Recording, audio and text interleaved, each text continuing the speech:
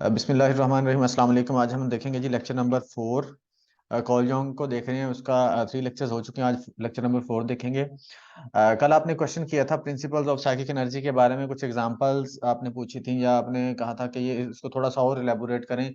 तो मैंने इसको थोड़ा सा आज डिटेल में यहाँ पर लिखा है ताकि आपको अच्छे से समझाया जा सके। प्रिंसिपल ऑफ साइकिक एनर्जी जो कि कॉल जॉन्ग ने दिया था, ठीक है। 3 प्रिंसिपल्स इसने दिए थे: अपोजिशन प्रिंसिपल, इक्विवेलेंस प्रिंसिपल और इसके साथ साथ एंट्रोपी प्रिंसिपल। तो एक ऑपोजिशन प्रिंसिपल क्या था?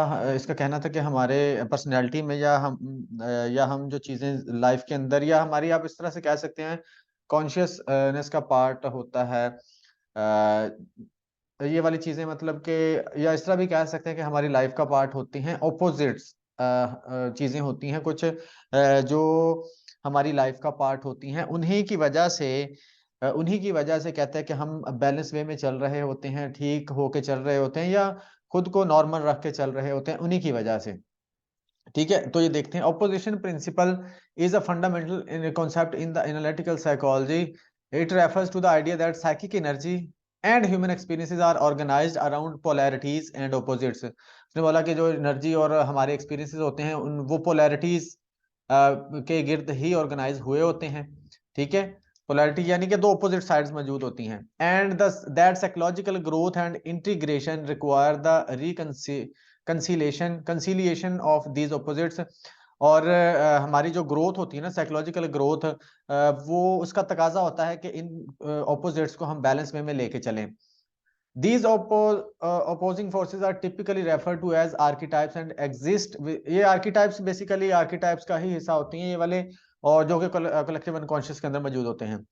Opposition principle is crucial component of Jung's theory of psychological types and its fundamental in understanding how individual approach problem solving, decision making और overall behavior। ये बेसिकली ये प्रिंसिपल जो इंसान को बता रहा होता है या सिखा रहा होता है, उसको आगे बढ़ा रहा होता है कि कैसे उसने अपनी चीजों को लेके चलना है, प्रॉब्लम सॉल्विंग कैसे करनी है, लाइफ कैसे गुजारनी है, डिसीजन मेकिंग कैसे करनी है।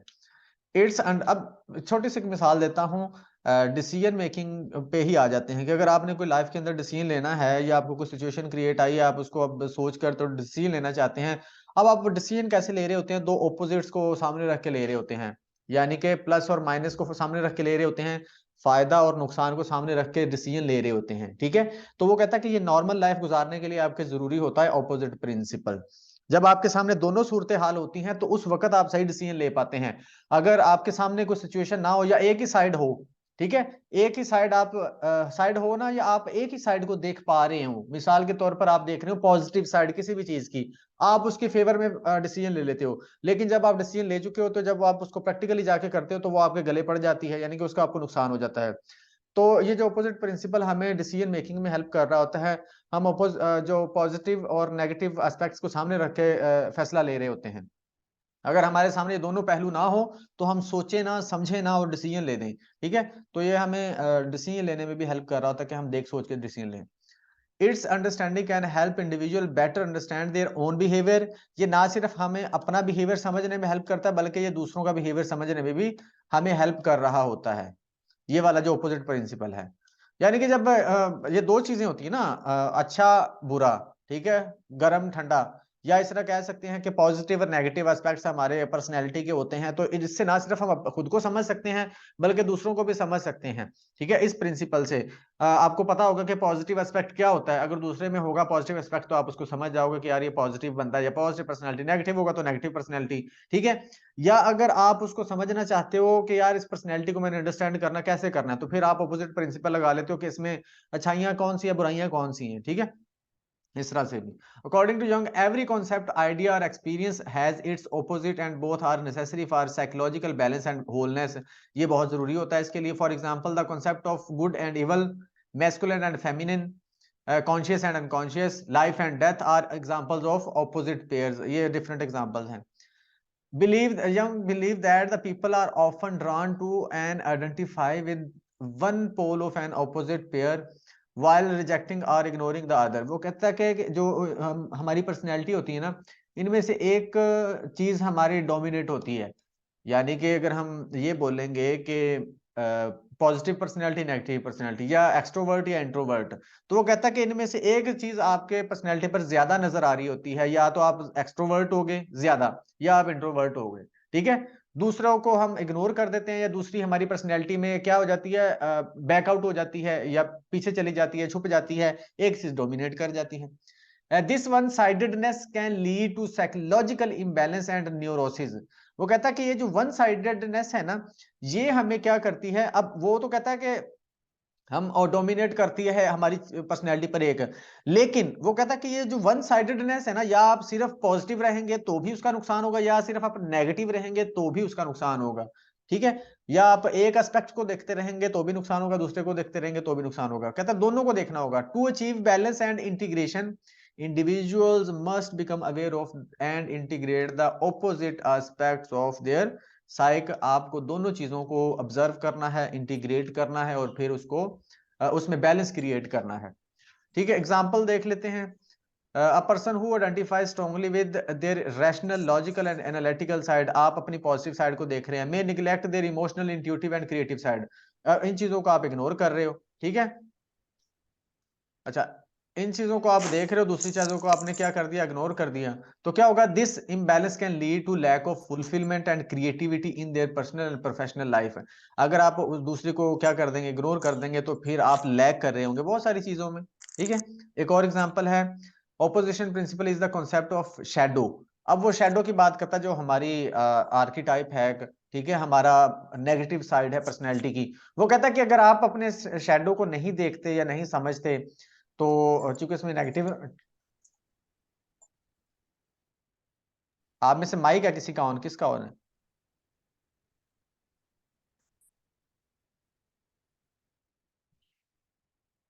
ठीक है, अच्छा, वो कहता है कि अगर आप एक ही साइड को देखते जाते हैं, इसको, ये जो आपके नेगेटिव एस्पेक्ट है, इसको आप इंटीग्रेट नहीं करते, ठीक है, इसको आप इसका हल नहीं निकालते, इसमें बैलेंस क्रिएट नहीं करते, तो आपको इश्यूज आना शुरू हो जाते हैं। जब इसको आप सही से समझते हो, मिसाल के तौर पर अगर आप अपने अच्छाइयों तो आपको पता ही है, लेकिन कहते हैं अगर आप अपनी बुराइयों को समझेंगे नहीं ना, तो आप बैलेंस वे में आगे बढ़ नहीं सकेंगे। आपको पता है कि यार मुझे जल्दी गुस्सा आ जाता है, अगर आपको इस चीज का पता है, तो जहां पर गुस्सा आएगा आप कंट्रोल कर लोगे, या उस सिचुएशन को सामना ही नहीं करोगे, या फिर उस तरह की सिचुएशन में पड़ोगे ही नहीं। लेकिन अगर आपको ये पता ही नहीं है, तो अचानक आपसे कोई बहुत बड़ा नुकसान भी हो सकता है। मतलब इस तरह से भी इसको समझा जा सकता है। ठीक है जी, ये था हमारे पास ऑपोजिट प्रिंसिपल। अब हम देखते हैं equivalence principle. Equivalence principle, the continuing redistribution of energy within the personality, if energy expended on certain condition or activities weaken or disappear, the energy is transferred elsewhere. अगर एक ही चीज पर हम energy लगाई जा रहे हैं, तो दूसरी एस्पेक्ट पर, जो एक ही साइड पर हमने एनर्जी लगाई है ना, तो इक्विवेलेंस प्रिंसिपल क्या करता है, उसको दूसरी तरफ भी शिफ्ट कर देता है, दूसरी तरफ भी उस एनर्जी को ट्रांसफर करना होता है। देखते हैं इसको मजीद आगे एक्सप्लेन करके। Principal equivalence principle is another important concept. It refers to the idea that psychic energy is always in a state of balance or equilibrium. कि हमारी जो एनर्जी है ना, वो हमेशा बैलेंस में रहती है। ठीक है, हमारी मतलब कि हमारी पर्सनैलिटी के अंदर ये जो साइकिक एनर्जी है, बैलेंस या इक्विलिब्रियम क्रिएट करके रखती है, एंड दैट एनी इंक्रीज और decrease in one aspect of the psych will result in a corresponding decrease और इंक्रीज इन अनदर एस्पेक्ट।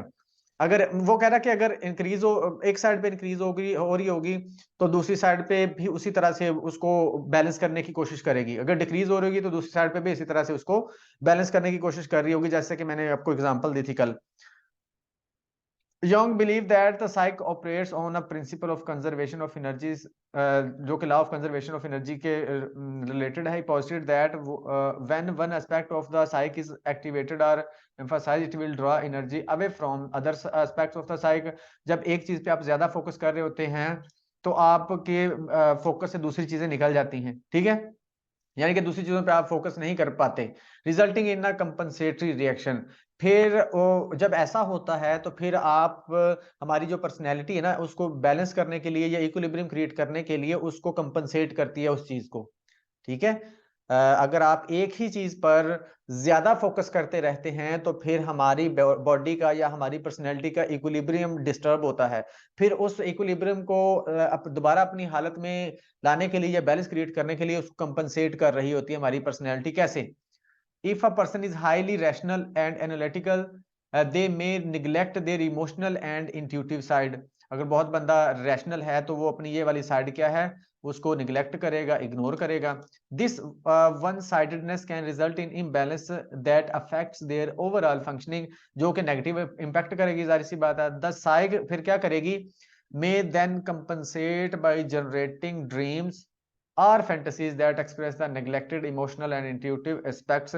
जो जिन चीजों को आपने इग्नोर किया था, जिन एस्पेक्ट्स को आपने इग्नोर किया था, फिर उसमें बैलेंस क्रिएट करने के लिए, इक्विलिब्रियम क्रिएट करने के लिए आपको क्या आते हैं, ड्रीम्स आते हैं, आपको ख्वाब आते हैं, आप इमेजिनेशन करते हो उसको क्या करने के लिए, उस एस्पेक्ट को बैलेंस करने के लिए, इक्विलिब्रियम क्रिएट करने के लिए।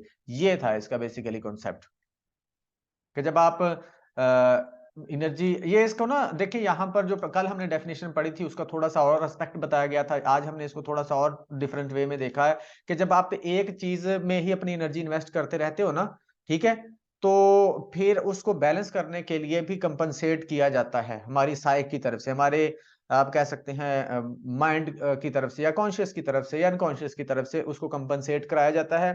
कैसे कराया जाता है, ड्रीम्स की फॉर्म में, फैंटेसीज की फॉर्म में, या इमेजिनेशन की फॉर्म में। ठीक है, समझ आ गई।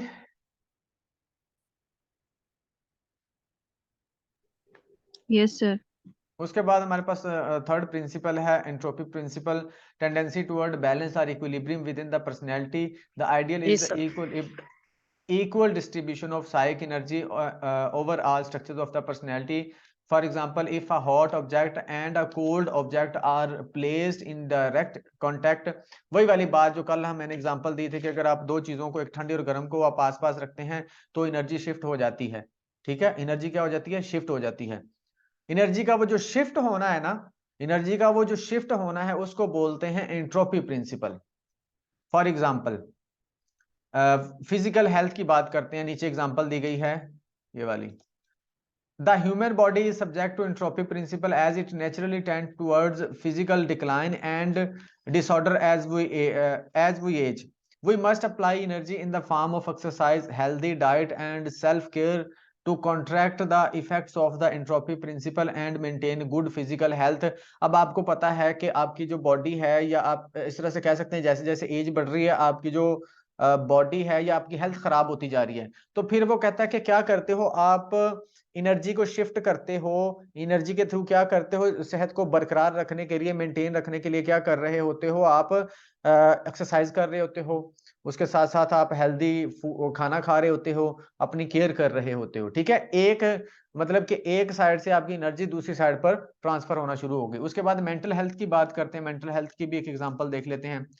The human mind is subject to entropy principle, वो कहता है हमारा ह्यूमन माइंड भी एंट्रोपी प्रिंसिपल के अकॉर्डिंग काम कर रहा होता है।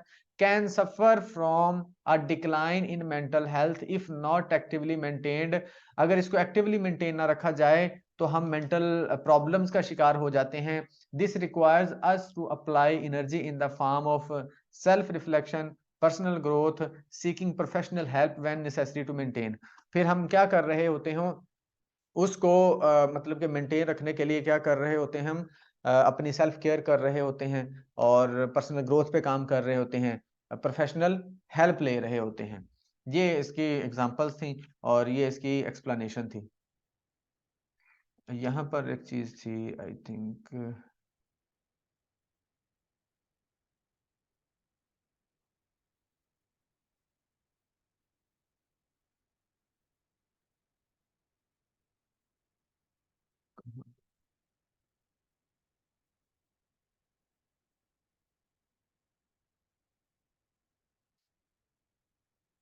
जी, कोई क्वेश्चन है तो पूछें, नहीं तो आगे बढ़े। सर ये एंट्रोपी और ये ऊपर इक्विलिब्रियम क्या था, ये वो वाला प्रिंसिपल सेम है एक तरह से?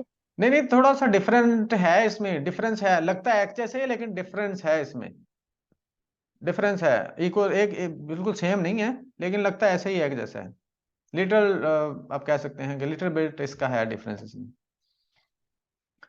मैं इसलिए तो कह रहा था आपको कि कल इसको आप ज्यादा इसकी डेप्थ में जाने की जरूरत नहीं है, ये जस्ट कॉन्सेप्ट के लिए है, आप इसको क्लियर करें और चूंकि बाज़ दफ़ा ऐसा होता है कि बहुत सारी एग्जांपल्स डिफरेंट टॉपिक्स की एक जैसी होती हैं, यानी कि अगर आप डिफरेंट टॉपिक पढ़ रहे हैं लेकिन उनकी एग्जांपल एक जैसी होती हैं, तो वहां पर फिर कंफ्यूजन आ जाता है कि ये शायद एक जैसी चीजें हैं। ऐसा नहीं, एक जैसी नहीं है। अब ये इक्विवेलेंस प्रिंसिपल कहता है कि बेसिकली, अब सिंपल सी बात कह देता हूँ कि इक्विवेलेंस प्रिंसिपल कहता है कि हमारी बॉडी के अंदर इक्विलिब्रियम की जरूरत होती है। ठीक है, इक्विलिब्रियम हमारी बॉडी कायम करने की कोशिश करती है, वो किसी भी तरह से हो सकता है। ठीक है, अगर आपने एक जगह पे एनर्जी लगा दी है, दूसरी साइड को इग्नोर कर दिया है, अब वो वाली दूसरी साइड को आपने इग्नोर किया है ना, तो हमारा जो सिस्टम ऐसा बना हुआ है, हमारी पर्सनैलिटी क्या करेगी, हमारी साइक क्या करेगी, वो जो पार्ट आपने इग्नोर किया था उसको कंपनसेट करेगी। यहां पर उसने बोल दिया कैसे कंपनसेट करेगी, ड्रीम्स की फॉर्म में, इमेजिनेशन की फॉर्म में, फैंटेसी की फॉर्म में। और एंट्रोपी प्रिंसिपल क्या कहता है कि जब हमारी जो है एनर्जी एक साइड पर लग रही होती है, तो दूसरी साइड जब इग्नोर हो जाती है तो हम उस एनर्जी को शिफ्ट कर देते हैं दूसरी साइड पे। ठीक है, वो जो शिफ्ट होना है उसको एंट्रोपी प्रिंसिपल बोला गया है। शिफ्ट करके उसको हम क्या करने की कोशिश करते हैं, उनको मेंटेन रखने की कोशिश करते हैं।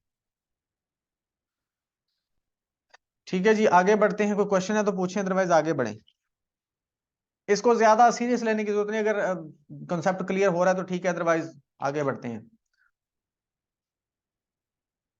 बोले आगे बढ़ें, क्या कोई क्वेश्चन है आपका?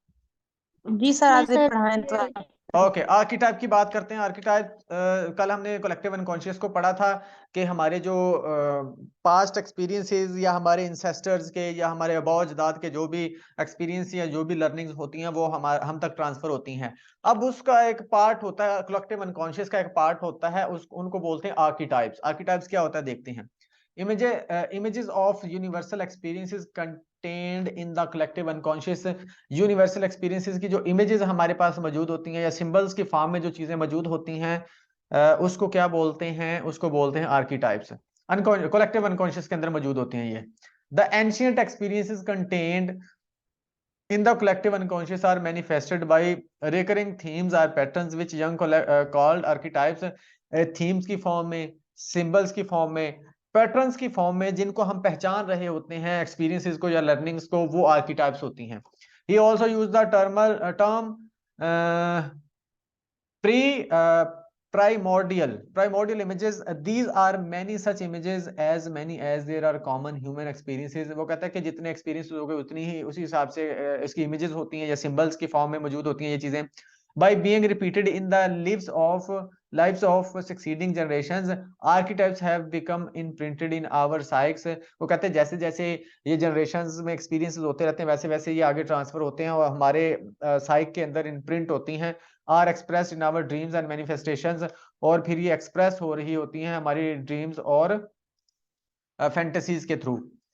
Among the archetypes Jung propose are the hero. अब वो आर्किटाइप्स की एग्जांपल दे रहा है, सिंबल्स की बात कर रहा हूँ, इमेजेस की बात कर रहा है, क्या मतलब है उसका, ये एक्सप्रेशन की बात कर रहा है, किसी खास तरह की एक्सपीरियंस की, खास तरह की पहचान की। वो कौन सी चीज है? अब ये देखिए यहां पर उसने हीरो का सिंबल शो किया है कि आपके पास एक हीरो का सिंबल या हीरो की, आप कह सकते हैं कि हीरो की इमेज आपके माइंड के अंदर मौजूद है। हीरो की इमेज माइंड के अंदर मौजूद है कि अब मैं कहूं कि हीरो, तो आप फौरन सोचना शुरू कर देते हो हीरो क्या होता है, बहादुर होता है, जीतने वाला होता है, बुराई के खिलाफ खड़ा होने वाला होता है। यानी कि हमारे एक माइंड में बन गई ना हीरो क्या कौन होता है, ऐसा ही होता है। अब मदर की बात में अगर आपके सामने मदर बोलूं तो अब आपके माइंड में पहले से मौजूद है मदर की, आपके सामने सबसे पहले तो आपकी अपनी मदर की पिक्चर आएगी। ठीक है, उसके बाद उसकी कैरेक्टरिस्टिक्स की पिक्चर आना शुरू हो जाएगी, मदर क्या क्या करती है, क्या कैसी कैसी होती है।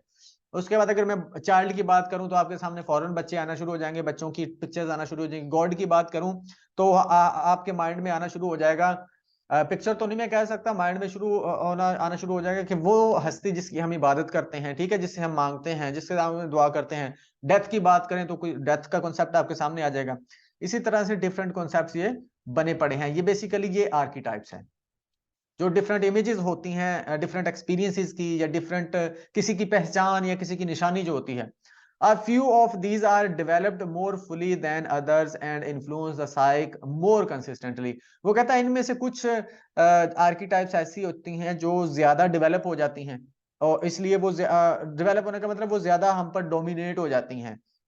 These major archetypes include, और archetypes इस इन आर्किटाइप्स में क्या क्या है, क्या मौजूद है, मतलब क्या इनके बकायदा नाम रखे हुए हैं, जैसे कि पर्सोना, एनिमा, एनिमस, शैडो और सेल्फ वगैरह। ये जिनको इसने पर्सनैलिटी के अकॉर्डिंग जिनको नाम दिया है इसने कॉल जोंग ने, वो ये हैं डिफरेंट आर्किटाइप्स, ये वाली शैडो, एनिमा, एनिमस और सेल्फ वगैरह। ठीक है जी, आर्किटाइप्स का बताएं, समझ आइए कि नहीं। इसको थोड़ा सा और मैं अगर सिंपल करके बोलूं तो आप इसको इस तरह से भी समझ सकते हो कि जो आर्किटाइप्स है ना, ये एक्सप्रेशन है हमारे कलेक्टिव अनकॉन्शियस का, एक्सप्रेशंस होते हैं हमारे कलेक्टिव अनकॉन्शियस के, या आप कैसे भी कह सकते हैं पिक्चर्स होती हैं ये कलेक्टिव अनकॉन्शियस के अंदर मौजूद। एक्सक्यूज मी सर, यहाँ पे लिखा हुआ है इमेजेस ऑफ यूनिवर्सल एक्सपीरियंस, यानी ये जो आर्केटाइप्स होते हैं ये सबके सेम ही होते हैं या कॉन्सेप्ट फर्क होता है? नहीं, सेम ही होगा, मतलब कि जिस तरह के उसको एक्सपीरियंस मिले होंगे वो उसी तरह के। अब मिसाल के तौर पर, अब मैं हीरो की बात करता हूं, तो हीरो तो हर जगह पे एक तरह का ही होता है ना। अगर मदर की बात करूं तो सबका ये कॉन्सेप्ट सेम है, आपका ये अच्छा कॉन्सेप्ट है, ये कॉमन ही होगा सब में।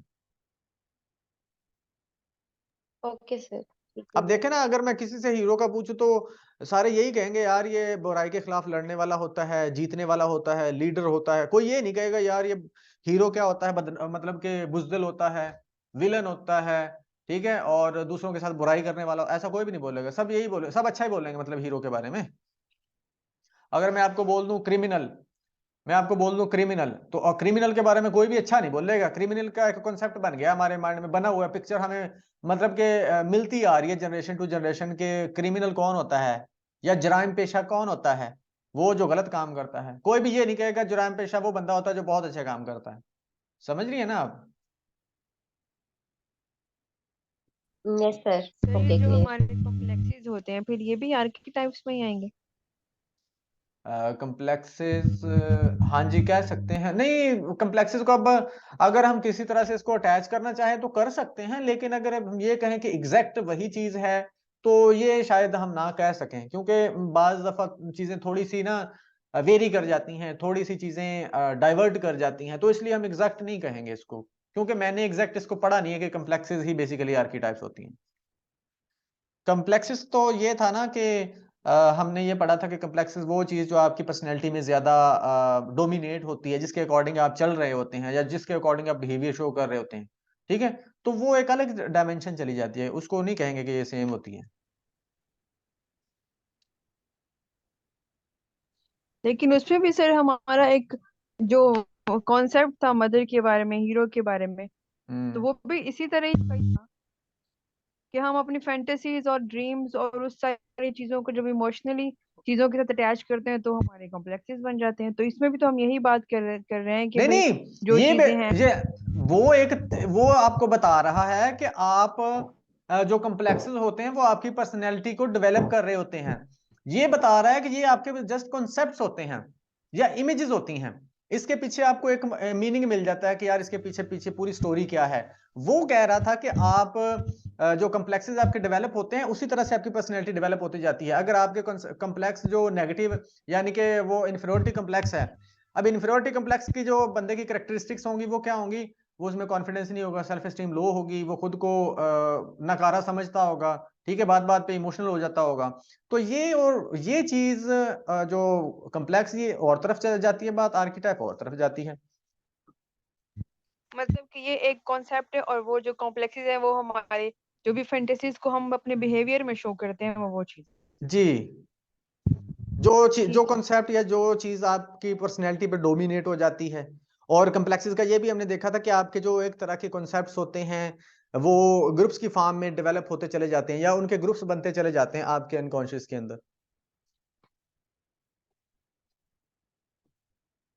हाँ जी, उसके बाद आगे पर्सोना, पर्सोना देखते हैं। Persona the public face or role a person represent to other. हम जो दूसरों के सामने खुद को प्रेजेंट कर रहे होते हैं वो हमारा पर्सोना होता है, ठीक है, या हमारी पर्सनैलिटी होता है, इस तरह भी कह रहे हैं। The word persona refers to a mask that an actor wears to display various roles or faces, यानी कि जो जिस ये एक्टर के साथ इसको आप कह सकते हैं एसोसिएट किया गया है या उसके अकॉर्डिंग बयान किया गया कि जैसे एक्टर एक खास तरह का करेक्टर आपको हमें शो करा रहा होता है, तो इसी तरह से ये पर्सोना वही वाली चीज होती है जो हम दूसरों के सामने रिप्रेजेंट कर रहे होते हैं। Young use the term with basically the same meaning. The persona archetype is a mask, a public face we wear to present ourselves as someone different from who we really are. अच्छा, अब वो persona वो कहता है कि ये वो mask होता है जो लगा के हम दूसरों के सामने प्रेजेंट कर रहे होते खुद को, लेकिन वो कहता है कि हम एक्चुअल में ये नहीं होते। ठीक है, ये कहता है कि as someone different from who we really are, कि हम जो रियली हम एक्चुअल में हो जो है ना वो नहीं है, उससे डिफरेंट होता है ये मास्क।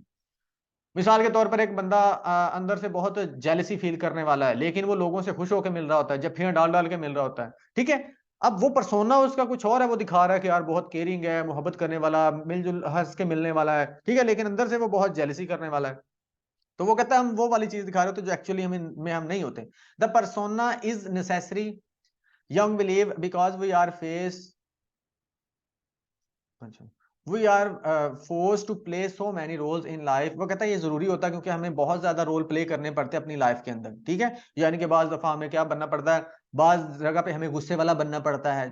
ठीक है, बाज दफा हमें प्यार से बात करनी पड़ती है, बाज दफा हमें सेपरेट रहना पड़ता है, बाज दफा हमें किसी से बदतमीजी भी करनी पड़ती है जरूरत के तहत, बाज दफा हमें किसी की मिन्नतें भी करनी पड़ती हैं। ठीक है, वो कहता है कि अगर आप डेली बेस अपने डेली रूटीन के काम करना चाहते हो नॉर्मली, तो ये हमारे लिए जरूरी होते हैं। Although the persona can be helpful, I can also be harmful. It can वो कहता है ये helpful होता है, it can also be harmful if we come to believe that it reflects our true nature. Instead of merely playing a role, we may then become that role. वो कहता है कि अगर हम इसी को मतलब ये हार्मफुल कैसे हो सकता है कि बाज दफा ऐसा होता है कि हम इसी को अपनी पर्सनैलिटी समझना शुरू कर देते हैं कि मैं यही हूं बेसिकली जो रोल प्ले कर रहा हूं। As a result other aspects of our personality will not be allowed to develop. इसका फिर नुकसान क्या होगा, आपके जो दूसरे एस्पेक्ट होते हैं पर्सनैलिटी के वो डेवलप ही नहीं हो पाते।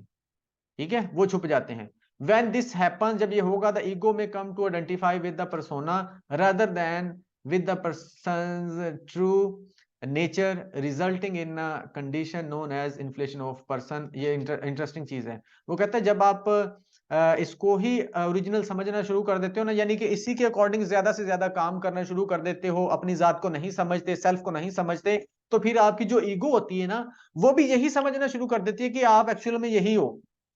ठीक है, जो आप शो कर रहे हो, जो आप प्रिटेंड कर रहे हो। ठीक है, उससे क्या होगा फिर, when this happens the ego may come to identify, वो ये पहचान जाती है, फिर उसका रिजल्ट क्या निकलता है, in a condition known as inflation of the persona, फिर वो एक नेगेटिव वे में या एबनॉर्मेलिटी की फॉर्म में वो जो उसका रिजल्ट निकल रहा होता है।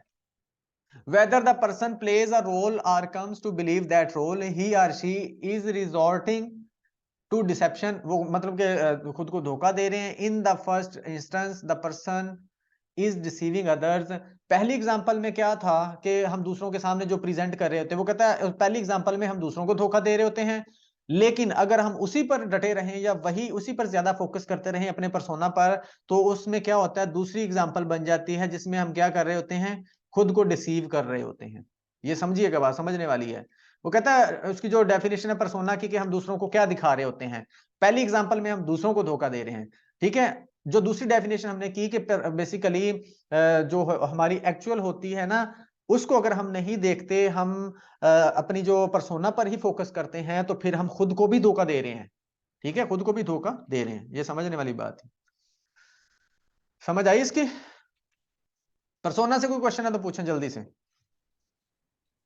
सर हम खुद तो धोखा कैसे देते हैं जब हमारी पर्सनैलिटी ही पर्सोना बन चुकी है, तो हमें इल्म भी नहीं होता नहीं नहीं हमारा नहीं नहीं एक्चुअल नहीं हम नहीं नहीं नहीं नहीं, वो कहता फिर है कि हमें जब इस चीज से हमें आपकी पर्सनैलिटी नहीं बन चुकी, अगर आप बनाओगे, अगर आप खुद को, वो कहते हैं कि डिस्कवर नहीं करोगे, खुद पर फोकस नहीं करोगे, अपनी सेल्फ को नहीं समझोगे, तो फिर आप वही बन जाते हो जो आप लोगों को प्रेजेंट करते हो। ज्यादातर आप जिस तरह से एक्ट करते हो, रिएक्ट करते हो, आपने बाज दफा देखा होगा, इस तरह से शायद आपको समझ आ जाए कि बाज दफा हम कुछ लोगों के बारे में हम ओपिनियन दे रहे होते हैं, यार ये जैसा बंदा है ना, ये वैसा लगता नहीं है यार, ये इस तरह का बंदा लग नहीं रहा मुझे, जिस तरह से ये प्रिटेंड कर रहा है या जिस तरह से रिएक्ट कर रहा है ना, ये यार अंदर से, हम बाज दफा कह देते हैं कि यार ये बाहर से बड़ा खुश लग रहा है लेकिन अंदर से मुझे लगता है बहुत टूटा हुआ है। तो वो वाली बात है कि एक्चुअल में हम होते कुछ हैं, कुछ और हैं, लेकिन हम प्रिटेंड किसी और तरह से कर रहे होते हैं। ठीक है। तो वो कहता है अगर हम अपनी सेल्फ पर काम नहीं करेंगे, उसको नहीं समझेंगे, तो फिर हमारा यही पर्सोना ही हमारी सेल्फ बन जाती है और फिर हम एबनॉर्मेलिटी की तरफ चले जाते हैं, हम खुद को ग्रो नहीं कर पाते। जी सर, अगर हमारी पर्सोना हमारे पर्सनालिटी में पर्सोना चुती है, हमारी एक्चुअल लाइफ तो खत्म हो जाएगी ना सर। मैं इस बात ये बात आ रही है, नहीं पर्सोना नहीं पे नहीं, हम शिफ्ट एक्चुअल हो रहे हैं लाइफ तो मुकम्मल तौर पर। एक्चुअल लाइफ तो देखें, ये पर्सोना वो कह रहा है ना कि इसके हमें जरूरत होती है अगर हम एक नॉर्मल लाइफ गुजारना चाहते हैं। बहुत दफा हमें मुख्तलिफ तरीकों से एक्ट करना पड़ता है या एक्सप्रेस करना पड़ता है चीजों को, लेकिन अगर हम कॉन्शियसली इसको अपने आप को नहीं समझेंगे, सेल्फ को नहीं समझेंगे, तो फिर प्रॉब्लम होगी। ठीक है, फिर प्रॉब्लम होगी। फिर वो कहता है कि आप पर वो जो आप जिस तरह से एक्ट करते हो, रिएक्ट करते हो, एक्सप्रेस करते हो, फिर वही एक्चुअल में आपकी पर्सनैलिटी बन जाती है। लेकिन उसका ये मतलब नहीं होगा कि आप वो अगर वही आपकी पर्सनैलिटी बन जाती है आप नॉर्मल रहोगे। वो कहता है कि फिर आप नॉर्मलिटी की तरफ जाओगे, प्रॉब्लम क्रिएट होना शुरू हो जाएंगे आपके मेंटली, साइकोलॉजिकल। सर आपने जो यहाँ पे इन्फ्लेशन की बात की है कि अगर आप कॉन्स्टेंटली इसी तरह ही बिहेव करना स्टार्ट कर देते हो तो वो एक जो कैरेक्टरिस्टिक है आपकी पर्सनालिटी में वो इन्फ्लेट कर जाती है, मतलब वो ज़्यादा जाहिर होना शुरू हो जाती है, इसके नेगेटिव इम्पैक्ट होते हैं। तो आई थिंक जब साइकोलॉजिस्ट जो हैं वो किसी को सेल्फ अफर्मेशन प्रेफर करते हैं जिसकी लो सेल्फ स्टीम है या कुछ, तो वो भी तो उस तरह का होता तो नहीं है, लेकिन वो अपने आप को मतलब इस तरह का शो करवा रहा होता है इन्फॉर्मेशन से, तो उस पे तो वो पॉजिटिव इम्पैक्ट डालता है, नेगेटिव इम्पैक्ट तो नहीं डालता। तो वो फिर जब वो इन्फ्लेट करेगी पर्सनालिटी तो वो नेगेटिव की तरफ तो नहीं जाएगी, वो तो पॉजिटिव की तरफ जाएगी ना। वो जो आप एफर्मेशन की बात कर रहे हैं जब हम करवा रहे होते हैं किसी पर हमारे क्लाइंट को जी या पेशेंट को, जी। वो थोड़ा और डिफरेंट एस्पेक्ट है, हम उसको नहीं देख रहे। देखे ना, अब अगर आप उसको करवा रहे हैं एफर्मेशन, पॉजिटिव एफर्मेशन करवा रहे हैं, सपोज कर लेते हैं, तो हम तो उसको इसलिए करवा रहे होते हैं यार, जैसा आप रियलिटी में समझ रहे हो ना, चीजें हमेशा ऐसे ही नहीं होती। यानी कि अगर फर्ज करो बंदा डिप्रेशन में है, उदास रहता है, अब वो हर जगह से वो समझता है कि मतलब मायूसी हो जाती है उसको, हम उसको पॉजिटिविटी की तरफ लेके आ रहे होते हैं। क्या पॉजिटिविटी एग्जिस्ट नहीं करती होती उसकी लाइफ में? नहीं सर, मैं ये कह रही हूँ कि अगर वो उसी चीज को सही मानना स्टार्ट कर देता है कि हम्म ठीक है, I am lovable, I am worthable, तो फिर आई एम वर्दी, तो क्या उसकी वहां पे पर्सनालिटी फिर जो दूसरी असल वाली है वो मास्क नहीं होगी? नहीं होगी। क्या वो खुद को उस हम टाइम उसकी धोखा नहीं दे रहा होगा? नहीं नहीं नहीं नहीं नहीं देखें, अब इसने भी तो बोला है ना, परसोना परसोना का जब कॉन्सेप्ट दिया है कि इसके हमें बहुत से फायदे हैं, कि हमें बहुत दफा चीजों को नॉर्मल वे में लेके जाने के लिए बहुत से मास्क चढ़ाने पड़ते हैं। तो ये तो उसको यूजफुल कह रहा है, लेकिन वो कहता है कि अगर हम सिर्फ हमेशा मास्क ही लगाए रखेंगे, एक्चुअलिटी या रियलिटी की तरफ नहीं जाएंगे, तो प्रॉब्लम होगी। ये नहीं उसने कहा कि आप बिल्कुल मास्क ना लगाएं, ये तो कहता है कि जरूरत है हमारी। अगर ऐसे आप समझ रही हो तो ऐसे समझ ले। सर ये यानी कि ऑन द सिचुएशन जो आपको हालात है उसके मुताबिक जो हाँ है जी। वो अपने आप को जो है वो ढालें। और दूसरा ये कि ना ये मुनाफकत में भी आता है कि आप जो नहीं है अंदर से वो बिल्कुल ही आप बिल्कुल वैसे ही बन के और बहुत सारे लोग ऐसे भी होते हैं सर जिनकी पूरी जिंदगी उस तरह की गुजर जाती है जिस तरह के वो अंदर से नहीं होते। तो ये वो इस डिसऑर्डर की बात कर रहा है। जी जी, तो वो नॉर्मल भी तो नहीं ना रह पाते। ऐसे बंदे आपको कभी भी मेंटली नॉर्मल नहीं नजर आएंगे, वो लाजमी तौर पर डिस्टर्ब होंगे। जिस जो आप बात कर रहे हैं, तो यही तो वो कह रहा है कि ये हार्मफुल होगी आपके लिए अगर आप हमेशा वही बने रहेंगे जो आप नहीं हैं। कभी भी अंदर से वो सेटिस्फाइड नहीं होते। यहाँ पर बात हो रही है सेल्फ एक्चुअलाइजेशन की, सेटिस्फेक्शन की। ठीक है, कि अगर आप इस खुद को नहीं पहचानेंगे, सेल्फ की तरफ नहीं आएंगे, तो प्रॉब्लम होगी। आप होलनेस की तरफ नहीं जा सकते, आप सेटिस्फेक्शन की तरफ नहीं जा सकते। हाँ जी, कोई और कंफ्यूजन है तो बताएं, अदरवाइज आगे बढ़े।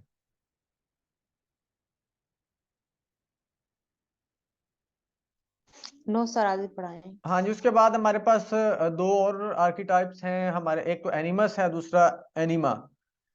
इंटरेस्टिंग सा कॉन्सेप्ट है। Masculine aspect of the female psyche and feminine aspects of the male psyche. Animus क्या क्या मतलब होता है कि जो फीमेल होती है ना, उनके अंदर कुछ मेल वाली करेक्टरिस्टिक्स भी मौजूद होती हैं। फीमेल जो होती हैं उनके अंदर मेल वाली करेक्टरिस्टिक्स भी कुछ मौजूद होती हैं, उसको बोलते हैं एनिमस आर्कीटाइप। और एनिमा आर्कीटाइप जो मेल होते हैं उनके अंदर कुछ फीमेल वाली करेक्टरिस्टिक्स का होना क्या कहलाता है? एनिमा कहलाता है, एनिमा आर्कीटाइप। इसको समझना या आप गुड मूड हो जाती हैं चीजें, यानी कि जब गुड मूड इस तरह हो जाता है कि आपको पता नहीं चलता कि एनिमस कौन सा कॉन्सेप्ट है और एनिमा कौन सा है।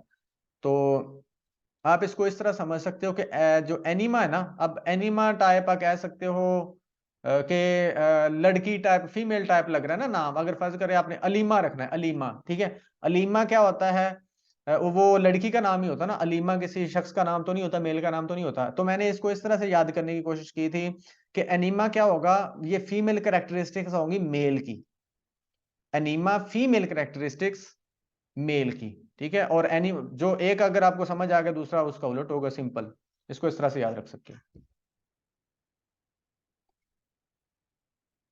अच्छा जी, इसको देखते हैं। Anima and animus archetypes refer to Jung's recognition and humans are essentially bisexual on the biological level. Each sex secretes the hormone of the other sex. वो कहते हैं कि जो मेल है वो हार्मोन रिलीज कर रहा होता है फीमेल वाले, ठीक है। ये मतलब एक साइड होती है ना हमारी पर्सनैलिटी की, और जो फीमेल है वो मेल वाले हार्मोन्स रिलीज कर रहे होते हैं ऑन द साइकोलॉजिकल, ये बायोलॉजिकल लेवल की बात